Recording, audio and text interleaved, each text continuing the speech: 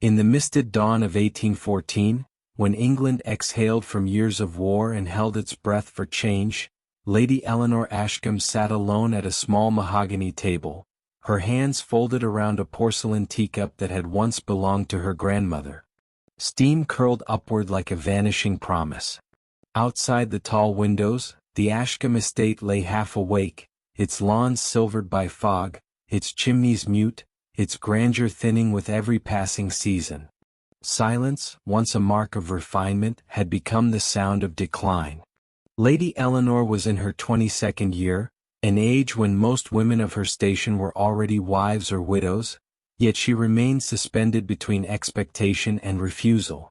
She possessed a keen, observant gaze, the kind that noticed fractures beneath polish, and a spirit disciplined by necessity rather than obedience. Those who met her briefly thought her composed. Those who knew her longer sensed a quiet resistance, like water pressing patiently against stone. She had been raised to preserve appearances even as they crumbled, taught that dignity was not a feeling but a performance sustained at any cost. The estate itself mirrored her condition. Once, Ashcombe had been a name spoken with easy respect, its halls lit for assemblies, its stables full, its accounts comfortably balanced. Now rooms were closed to conserve heat, portraits were shifted to hide bare patches where others had been sold, and servants moved softly as though afraid sound might loosen the walls. Her father, a baronet by inheritance and temperament alike, carried his title as one might carry a relic, polishing it daily while refusing to admit its power was fading. Debt hovered unspoken at every meal, more present than the absent laughter. It was debt that had shaped the future decided for her. The earl to whom she was betrothed was a man of ample fortune and narrowing years, respectable, measured, and entirely uncurious about her thoughts. He had not courted her so much as assessed her, finding her youth agreeable and her family's desperation convenient. To society the match was sensible. To her father it was salvation. To Lady Eleanor, it was a narrowing corridor at the end of which she could see no light. She did not hate the earl, she feared the erasure his name would bring. That morning, as she lifted the teacup to her lips and let it cool untouched, she understood with startling clarity that endurance could be a form of surrender. She had spent years persuading herself that patience was strength, that silence was virtue, that time might soften what felt unbearable. Yet time had only sharpened the edges. The marriage settlement lay unsigned, but its presence filled the house more completely than any guest. Each footstep in the corridor sounded like a reminder that her choice was shrinking. She rose from the table and crossed the room, pausing before a window that overlooked the eastern drive. The wrought iron gates stood closed, dark against the lightening sky, as they had every morning of her life. Beyond them lay roads she had never traveled alone, towns she knew only by name, and a future undefined by contract. The thought did not terrify her as it once had. Instead it steadied her. To remain was to disappear. To leave was to risk becoming real. Her preparations were careful and unceremonious. She selected only what could be carried without notice, leaving behind gowns heavy with expectation and jewels meant to seal alliances. She wrote no farewell letter, knowing words would invite persuasion. When she finally stepped into the cool air, the house behind her seemed to watch in wounded disbelief, as though astonished that obedience had limits. She did not look back. The resolve she carried was fragile, but it was hers. The sound of hooves broke the stillness just as she reached the gate. Measured, controlled, unmistakably deliberate, the rhythm approached and stopped. A single rider waited on the far side, his horse calm, his posture erect despite the hour. As the fog shifted, recognition struck her with a force that halted her breath. The Duke of Harland had returned. He was in his early 30s, marked not by excess but by restraint, his bearing shaped by discipline learned far from drawing rooms. The war had given him a reputation for steadiness rather than spectacle, for commands issued quietly and obeyed without question. He had been absent for years, his name appearing only in dispatches and polite inquiries. To see him now, framed by iron and dawn, was to feel the past and present collide. They had known each other without ever truly meeting. Their lives had brushed along the same edges of society, close enough for awareness, distant enough for silence. She remembered him as a figure at the periphery of assemblies, observant, unsmiling, respectful to the point of disappearance. He remembered her as a presence that unsettled him precisely because it could not be claimed. Propriety had kept them parallel, never intersecting until circumstance forced the line to bend. He spoke first, his voice low, carrying neither accusation nor command. He knew of her intended marriage. He knew of her departure. He offered no judgment, only acknowledgment, as though recognizing an inevitability he had long anticipated. In his composure lay something more dangerous than passion, understanding. She realized then that her escape had already altered its course. What had begun as flight now stood on the edge of consequence, watched by a man whose silence carried weight. As the fog thinned and morning advanced, Lady Eleanor understood that leaving Ashcombe was only the first step, and that the world beyond the gate would demand far more than courage. She tightened her grip on her cloak, sensing that the decision she had made in solitude would now be measured against another will equally resolute. Whatever followed would not be simple escape but negotiation with fate, and she felt, with quiet certainty, that the day would remember her long after dawn broke. The Duke's mother observed Lady Eleanor with a gaze sharpened by decades of survival in rooms where affection was currency and silence a weapon. She was a woman whose authority required no announcement, carried instead in the slight incline of her head and the economy of her speech. Years of navigating courtly tempests had taught her to read hesitation as clearly as declaration, and in Eleanor she saw both fear and resolve coiled together. She had watched her son return from war unchanged in posture yet altered in spirit, bearing restraint like armor. Now, seeing them stand so carefully apart, she understood at once the danger of leaving matters to chance. They were seated in the morning room when she spoke, the air scented faintly with bergamot and damp wool. Eleanor held herself with deliberate composure, aware that she stood on unfamiliar ground where missteps carried consequence. The Duke remained close enough to suggest guardianship, distant enough to avoid impropriety, his attention divided between courtesy and vigilance. His mother allowed the silence to stretch until its weight demanded release. Then she leaned forward and spoke softly, as though confiding a truth meant for no one else. "Pretend you are my son's fiancée," she said, not as a plea but as a calculation. The words settled slowly, their implications unfolding with quiet force. Eleanor felt the room tilt, her breath tightening as she searched for the meaning beneath the instruction. It was not romance the older woman offered, nor rescue, but shelter shaped by convention. An unattached young woman in motion invited scrutiny. A promised one, however briefly, commanded protection. The fiction would close doors as surely as it opened them, binding Eleanor to the Duke's name even as it shielded her from pursuit. She understood immediately why the proposal existed. Society forgave few deviations and none without explanation. A woman fleeing a betrothal risked being recast as reckless, ungrateful, or worse. A woman claimed by a duke became untouchable, her motives irrelevant beside her status. The lie was a fortress built from etiquette, requiring only that both inhabitants remain convincing. Eleanor's instinct was to refuse, yet refusal itself was a luxury she could no longer afford. The Duke did not look at her when his mother spoke, though the tension in his jaw betrayed him. He had expected reproach or command, not this carefully constructed mercy. To accept meant offering his name as shield and snare, inviting gossip that would follow them both. To decline would leave Eleanor exposed to a world eager to correct her defiance. He had survived battlefields where hesitation cost lives, yet this decision tested him more deeply than any order given or obeyed. Eleanor met his mother's gaze, recognizing in it neither manipulation nor sentimentality, but something rarer, pragmatic concern. The older woman was not offering her son's hand, only his shadow. It was a compromise shaped by necessity, demanding courage of a quieter sort. Eleanor considered the distance she had already traveled, the bridges she had set alike behind her, and the narrowing path ahead. If she accepted, she would trade anonymity for scrutiny, freedom for performance. If she refused, she would face judgment alone.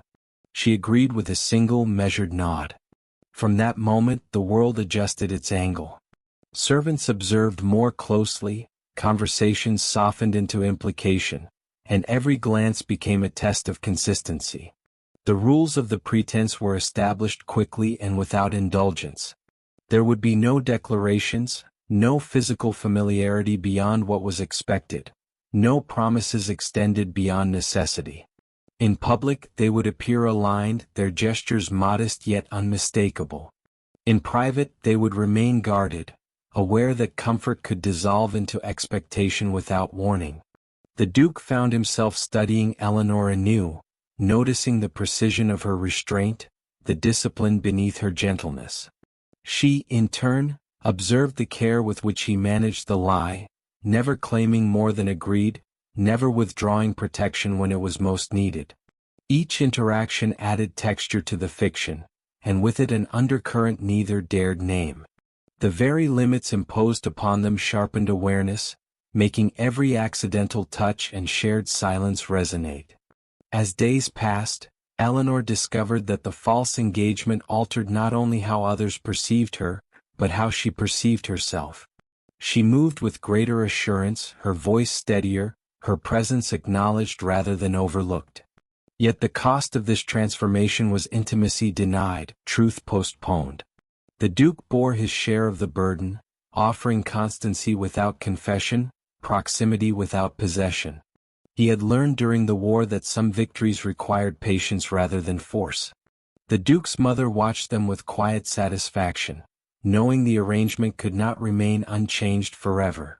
Fictions, when sustained, demanded resolution. Either the lie would collapse under its own weight, or it would become indistinguishable from truth.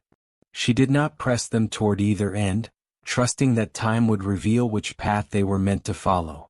Her role, as ever, was to prepare the ground and let others choose how to walk upon it. On one evening, as lamplight softened the edges of the drawing room, Eleanor stood beside the Duke and realized that the safety she felt was no longer borrowed. It had taken root, fragile yet real, nurtured by shared vigilance and unspoken regard. The fiction had changed everything, not by deceiving the world alone, but by revealing what restraint could no longer contain. She knew the pretense could not endure unchanged, and that when it ended, something irrevocable would be demanded of them both. The thought did not frighten her as it once might have. Instead, it stirred a quiet readiness, as though the lie had done its work and was preparing to release them into whatever truth awaited next. The Duke's mother regarded Lady Eleanor with the composure of a woman long accustomed to deciding fates before others realized a decision had been made. Time had refined her instincts into something nearly surgical, and she needed only moments to perceive what neither Eleanor nor her son would openly admit. War had taken much from England, but it had given her a son returned with silence stitched too tightly into his character, and now she watched that silence strain under the weight of a young woman who refused to be small. She understood that hesitation left unchecked would ruin them both. They were gathered in a modest morning room, chosen deliberately for its lack of grandeur. Eleanor sat straight-backed, her hands folded to conceal their tension, aware that every movement was being measured. The Duke stood near the window, posture formal, eyes attentive yet guarded, as though still assessing terrain. His mother allowed the quiet to lengthen, letting it press against Eleanor's resolve until endurance alone could no longer sustain it. Then, with calculated gentleness, she leaned closer and spoke. "Pretend you are my son's fiancée," she whispered, as though offering a confidence rather than issuing a command. The suggestion settled into the room with deliberate weight, reshaping the air itself. Eleanor felt surprise sharpen into comprehension, her thoughts aligning swiftly despite the shock. The proposal was not an indulgence in romance but an act of social engineering, designed to protect her from immediate censure. A woman alone could be questioned, pursued, corrected. A woman claimed by a duke was beyond casual interference. The fiction would be narrow, demanding discipline, but it would grant her time, which had become her most precious currency. The duke turned then, his expression revealing neither consent nor objection, only the careful control he had perfected in harsher circumstances. He recognized the necessity even as he measured the cost. His name carried authority that could shelter Eleanor, yet to lend it falsely risked entangling both their futures. He had survived the uncertainty of battlefields where outcomes were determined by moments, and he knew this, too, was a moment that would echo beyond its beginning. Eleanor considered refusal, not because she doubted the logic, but because she feared the intimacy the lie would require. To accept was to step into proximity that would expose her resolve daily, demanding composure without truth. To decline was to return to vulnerability, to invite pursuit by a society eager to discipline defiance. She met the older woman's gaze and found no coercion there, only a clear-eyed assessment of the world as it was. With a slow breath she agreed. From that instant her position shifted. Servants adjusted their deference, conversations softened, and Eleanor sensed herself enclosed within an invisible boundary drawn by the Duke's name. The rules of the arrangement were established quietly and without sentiment. Publicly they would present unity without excess, a promise suggested rather than proclaimed. Privately they would preserve distance, aware that comfort might blur intention. The Duke's mother insisted upon restraint, understanding that credibility rested upon moderation. The Duke adapted quickly, offering Eleanor his arm when custom required, standing near enough to deter inquiry, yet never assuming privileges unearned. She observed the care with which he maintained the fiction, recognizing discipline rather than indifference. In turn, he began to notice her steadiness, the intelligence that shaped her choices, the courage that had carried her beyond her father's gates. The lie demanded attentiveness, and in that attentiveness, awareness grew. Days passed with measured regularity, each one reinforcing the pretense while testing its limits. Eleanor found herself navigating rooms with increased confidence, her voice steadier as her supposed engagement insulated her from dismissal. Yet the protection carried its own confinement. She was seen, but only within the frame of an expectation not truly hers.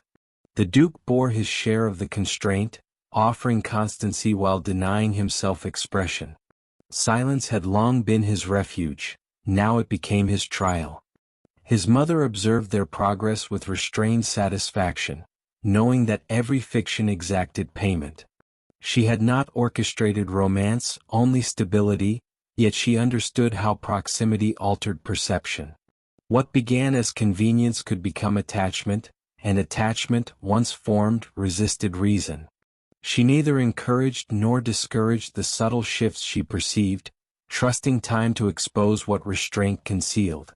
One evening, as lamplight softened the sharpness of the drawing room, Eleanor stood beside the Duke and realized that the safety she felt no longer depended solely upon the lie. It had begun to root itself in shared vigilance, in the knowledge that neither would betray the other's vulnerability. The fiction had altered the course of her flight, transforming escape into engagement with a future still undefined. She sensed that the arrangement could not endure unchanged, that it would demand truth or dissolution.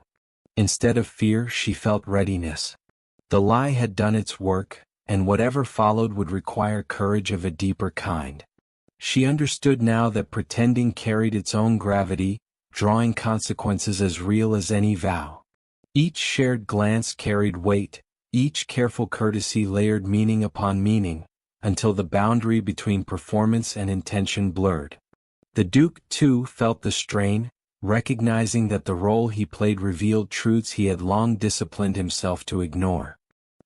He watched Eleanor move through rooms that once would have diminished her and saw how presence reshaped circumstance.